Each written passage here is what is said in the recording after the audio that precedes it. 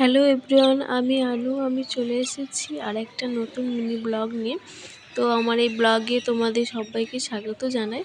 তো তোমরা কেমন আছো? আশা করি খুব ভালো আছো, আর আমিও খুব ভালো আছি। তো দেখো, আমি কাক ভোরে উঠে পড়েছি। তো উঠেই আমি প্রথমে ঘর দুটো ভালো করে ঝাড় দিয়ে তারপরে ব্রাশ করতে চলে এসেছি। তো ছাদে ব্রাশ করছি আর একটু ঘুরোঘুরি করছি, কারণ আমি রোজ করি, ছাদে ব্রাশ করে আর ঘুরি, ঘুরে ঘুরে দেখি চারিপাশটা আর কি।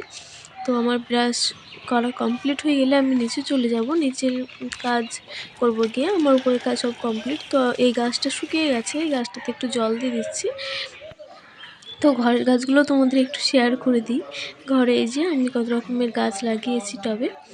তো এখানেও আছে একটা দরজার কাছে মানি প্ল্যান্ট গাছ। তো আমার উপরে সব কাজ শেষ হয়ে গেছে, এবার আমি নিচে চলে যাব। নিচে কী কী করি চলো তোমরা দেখতে থাকো। তো আমি নিচে চলে এসেছি। নিচে এসেই ঠাকুরকে জল মিষ্টি দিয়ে তারপরে একটা বিট আর গাজরের জুস বানিয়ে নিচ্ছি আমার জন্য।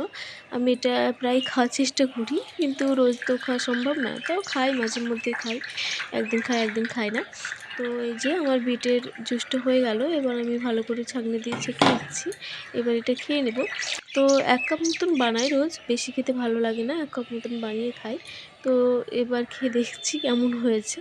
খারাপ না, আবার খারাপও ভালো লাগে খেতে। তো আমার খাওয়া হয়ে গেছে। তো এবার আমি একটা কলা খেয়ে নিয়েছি সকালবেলাতে উঠেই। তো এই যে কলাটা আমি ছাড়িয়ে খেয়ে নেব।